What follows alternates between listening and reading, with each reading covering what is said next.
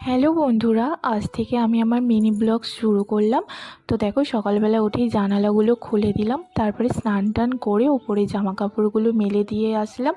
আর তারপরে একটু চা করে নিলাম। আর চাটা খেয়েই তারপরে মাম্মামকে ঘুম থেকে তুলে দিয়েছি, ঘুম থেকে তুলে মাম্মামকে খাইয়ে দিয়েছি। আর এটা হচ্ছে সকালবেলায়, তখন স্নান হয়ে গেছে মাম্মার। আর আজকে হচ্ছে নীলষষ্ঠীর উপোস। কাদের কাদের নীলষষ্ঠীর উপোস আছে অবশ্যই জানিও। আর আজকে হচ্ছে এই লুচি তরকারি করেছিলাম সকালে, তারপরে দুপুরবেলায় করেছিলাম একটু চানার তরকারি আর লুচি।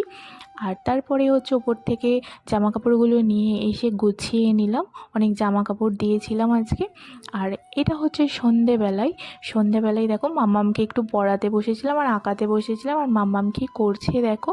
আর মাম্মামের আঁকা দেখে আমারও নিজের একটু ছোটোবেলার কথা মনে পড়ে গেল। তারপর আমিও পাশে একটু এঁকে নিয়েছিলাম।